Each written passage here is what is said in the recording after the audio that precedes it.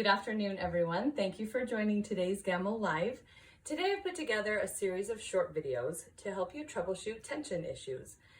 As we go through the videos, I'll be here live to answer questions, and I hope that by going through these simple steps, it will help you to learn how to manage your tension and get rid of all those tension headaches. Okay, let's talk about needles. First of all, Gammill recommends that we use a 4.0 needle. That's the standard needle for all quilting. There are times that you're going to need a bigger needle and there are times you'll need a smaller needle. But if you're having tension issues and you want to make sure that your machine is adjusted correctly, it's a good idea to just start out with a 4.0 needle to do the troubleshooting with. So there are ballpoint needles and there are sharp needles, and many times I troubleshoot over the phone with customers who are using ballpoint needles who don't even realize they are using them. So this is a ballpoint needle. You can tell because at the bottom left corner it says FFG. FFG is ballpoint. R or MR is sharp. So if your needles say FFG on them, they're ballpoint. All titanium needles are ballpoint. So if you use titanium needles, you are using a ballpoint needle. The first thing we want to do is change the needle. And when we do this, we are going to take the existing needle out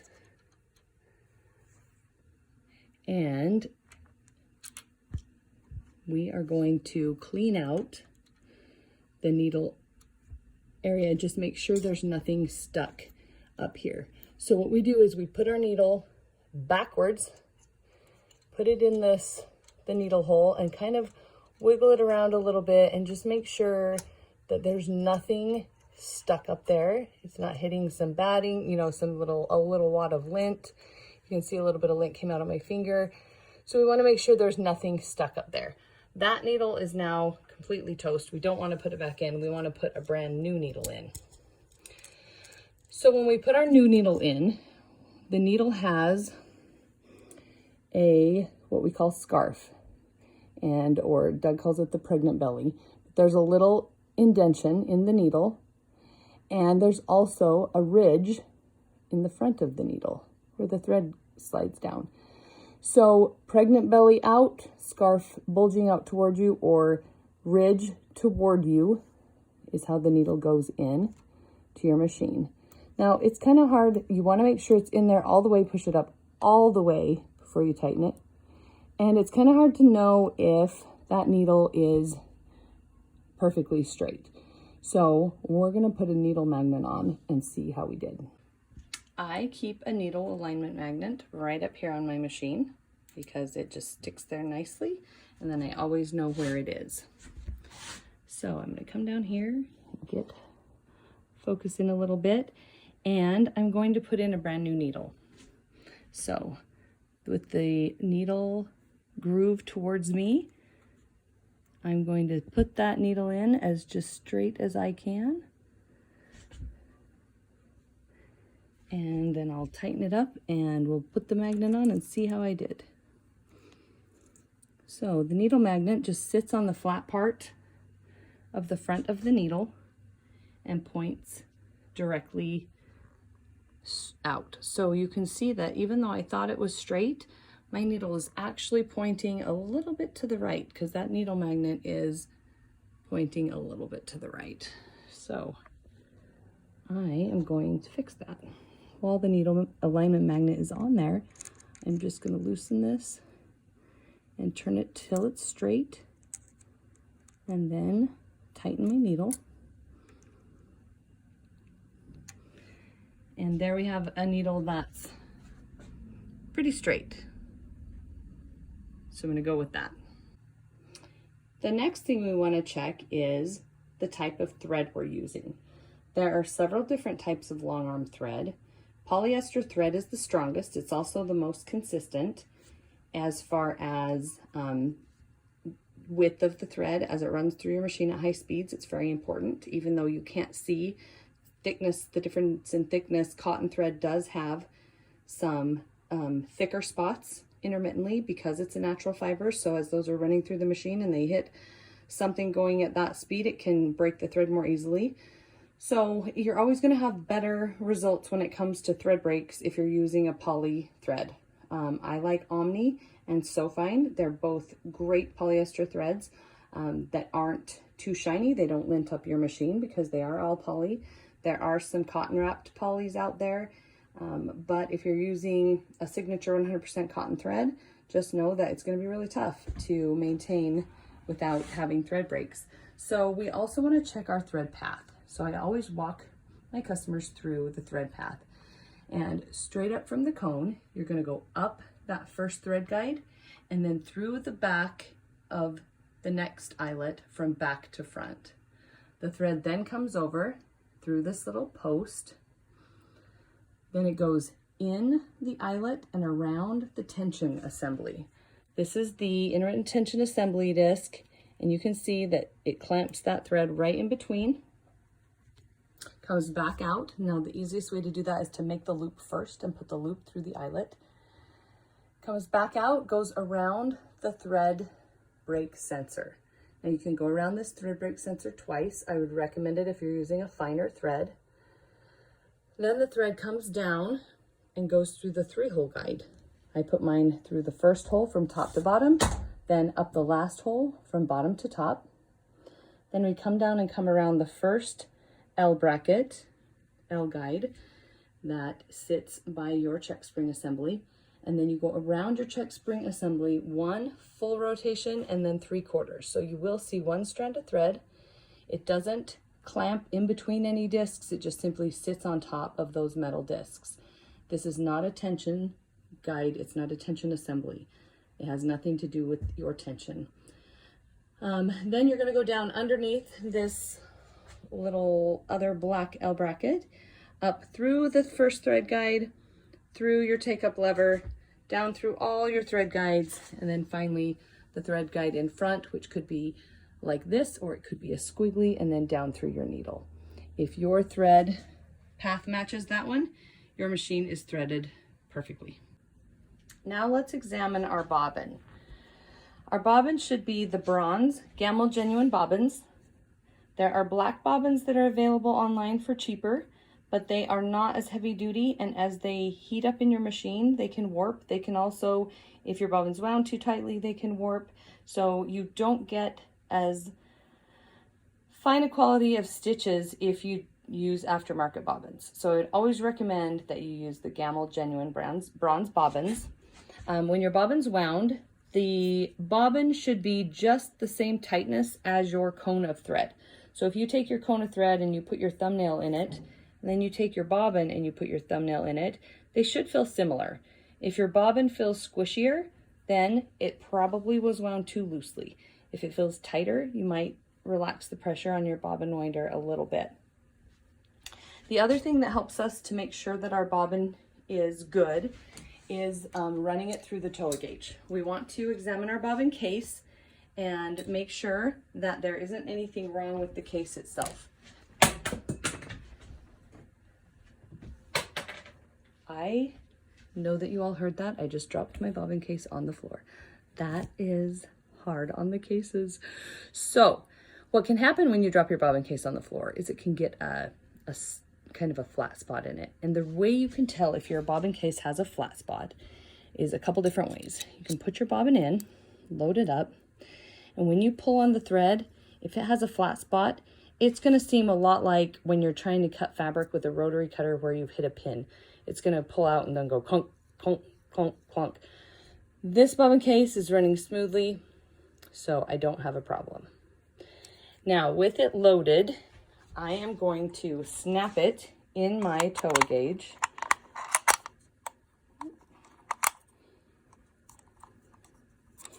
And I'm going to, once it's snapped in, I put the thread under the first round, above the second one, and through this little disc and pull. My bobbin is sitting at about 280. As I pull, you can see that the needle doesn't bounce up and down. That's a good sign. If the needle was bouncing like this when I pulled, it would indicate that there's either a flat spot in my bobbin or my anti-backlash spring is in incorrectly and my bobbin case isn't working like it should. Now, let's look at the anti-backlash spring. There are 2 types of bobbin cases. a Seiko case and a Toa case. This is a Seiko case, and these come with the machine. They have the football-shaped spring in them, and when the spring is inserted correctly, it has a little bit of play. So you can see it's not jammed in there. It does have a little bit of wiggle room. And this kind of wear is normal for it to get shiny in spots as it spins around. But this spring, it acts like a brake. So when your bobbin is moving super, super fast and you stop, change directions, you know, whatever you do, it keeps your bobbin from continuing. So if you are getting loops on the back of your quilt, or it's pulling loops onto the front, or any kind of inconsistencies like that, you want to make sure that your bobbin spring is in correctly, that you have the right bobbin spring in the case that you use. So like I said, this one is a Seiko case. It doesn't have any insignia on it. The Toa case will have a Y with a circle around it etched on the side of the case. And those bobbin cases take a different spring. Let's talk about our check spring assembly. The check spring has a very important job. The job of the check spring is, as the take-up lever goes up and down really fast, the check spring takes up the slack so that you don't get loops on your quilt. So if your machine is throwing loops, this is the first thing that I would check. The check spring, the curvature of the check spring should sit somewhere close to the center of the two L brackets. Somewhere around 10:30, 11 o'clock. It should be bouncy when you pull on your thread. It should bounce up and down, and the dial should be flush with the post.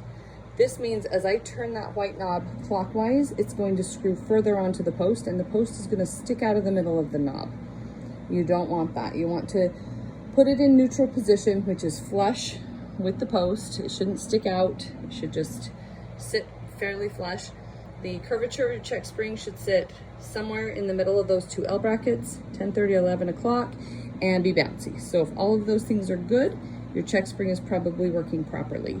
And you are, if your check spring is missing, it's easy to change a check spring. That's something that you should always have on hand. If the check spring snaps, you're down until you can get a new check spring. They're only a few dollars. So definitely always have a check spring on hand. There's a great video on how to change your check spring, and do not use this dial to adjust your tension. This is your tension assembly. The tension knob is the only tension adjustment you should have to make if you have used your Toa gauge and your bobbin tension is set correctly.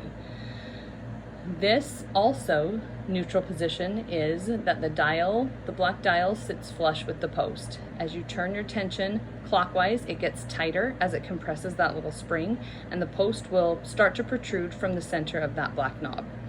As you loosen it, the knob will kind of suck that post in as it creeps toward the edge and loosens up the spring. This tension knob is critical in getting your top and bottom thread to balance correctly.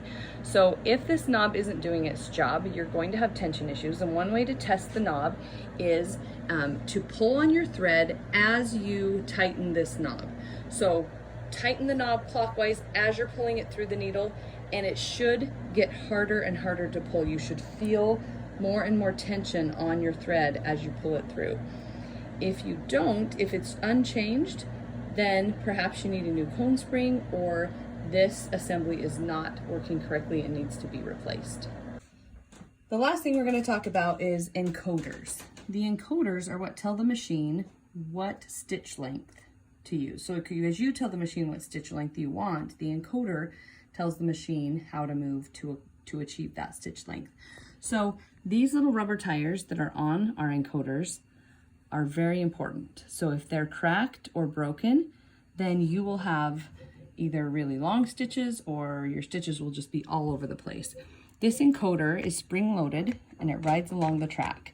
So when you're checking it, you want to make sure that it's springy and it's riding right along your track, and that there aren't any visible chunks of lint or cracks in the encoder tire. This encoder is on the left-hand side of your machine as you're facing your machine. There's another encoder down here. This is a Statler, so there's a motor box in the way. There's another encoder down here that you can see rides along the back of the track and is also spring-loaded. So you just want to make sure there's no lint and that's springy and riding along the back of the track. Sometimes it is necessary to just roll these encoder tires off and examine them more closely, pinch them together. In our dry climate, they tend to dry out a little more frequently and need to be replaced a little more often. We recommend that you always keep these on hand as to not have any downtime if one of those should break, and replace them annually. Thank you so much for joining us this afternoon for this Gammill Live. You can find a printable copy of this tension troubleshooting guide on our website, highlandgammill.com/troubleshooting. Thanks everyone, have a great weekend.